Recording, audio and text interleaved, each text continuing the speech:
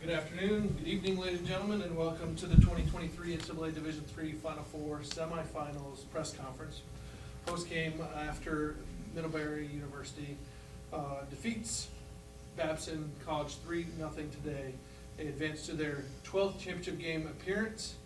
The Panthers are led today by head coach Katharine DeLorenzo, and we're also joined today by senior defender Charlotte Marks, junior midfielders Ellie Hughes and Kelly Cooper, and forward Katie George.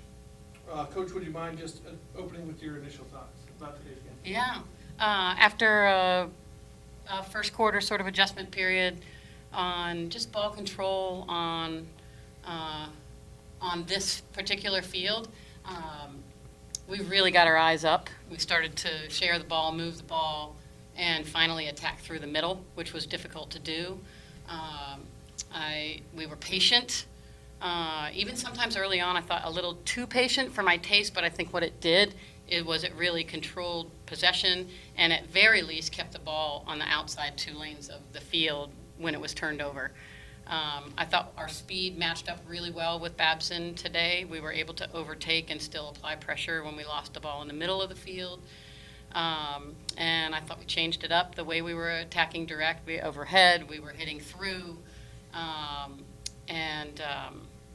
really very, very smart. One of our goals coming into the day was to make sure we had counter control in numbers even while we still had the ball, and people were really making good decisions about where to put themselves when we were still attacking, but they weren't needed. We were able to keep good stability numbers in the back. So just really proud, super gritty effort, and sort of just everybody with white jerseys on was sharing everything. It was awesome.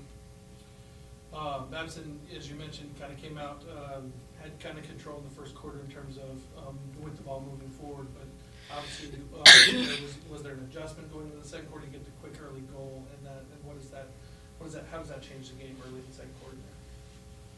Yeah, I think it gives you a little bit of breathing room, but more than not, I think it's a nice reset to what's the task at hand. We need to control the game so that we can earn points. And stay on offense, lengthen our possessions if we can, so that we spend less time playing defense. And it is a bit of an adjustment each time you move around to different fields. So once we did that, we were able to put a point on the board.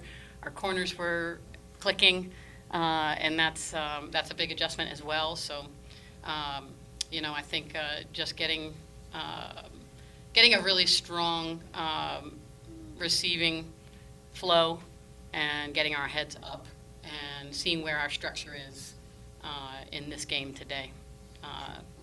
Once we had that, we really had a good flow. Absolutely. Final goal difference, you guys capitalized on your opportunities, but more than any other game of the season, there were fewer opportunities, obviously. Can you talk about what Babson did defensively? Was it just more of a possession type game? Yeah, and I'd let Katie talk about this as much as she wants to. I think it really was a matter of just influencing them, seeing where they would bite, and continuing to distribute the ball. The longer we have the ball, and the closer we can sort of gridiron style, just gain 5 yards, gain 5 yards, gain 5 yards, and force them to make a mistake in their red zone. Katie, can you talk about that as well? Yeah, so we had to improve our communication. We worked a lot on our wing and forward working together, especially when Babson was transferring the ball. We were able to be successful when we trusted our teammates behind us to come up with those balls. So when you do your job, the people behind you can do theirs, and then that's when we would have that counterattack. Obviously, it looked like you remained the regressor in the second half. I'm not sure they took a shot in the second half. And you scored the second goal off a penalty corner as well. Can you talk about taking advantage of those penalty corners? And then was there almost a sigh of relief when you get that 2-goal advantage? Yeah, it's definitely exciting when you get the second point on the board. In terms of corners, we've had to change our whole set of corners given the surface and what works best on this field and field turf in general. But I think that really clicked, and we found that the slips and keeping it simple were going to be our best friend, and so really capitalized on that. Talk about as good as they have been offensively, obviously you did a tremendous job defensively today. Coach, can you talk about what it means as a whole team effort, holding them to just 5 shots in the game, in a Final Four game? Yeah, I think, having a plan and having people who are ready to carry it out with their skill set, with their speed. I'll let Ellie talk a little bit about not what the specific plan was on the left side, but that there was one, and how you shared that responsibility. You want to talk a little bit about Yeah, that so kind of thing? looking ahead at our opponent, we identified kind of a primary threat that they have been historically showing on the left side, and made a plan to kind of share our marks and clear up a free player in order to help contain them. And that we executed it really well with really consistent communication, great decision-making on the backhand once we had received the ball. And so, yeah, that was a really successful implementation. Couldn't agree more. I think one of the things that is important to mention is that, it's not a super fast field, and it's not super fast for either team. So that helps us defensively too.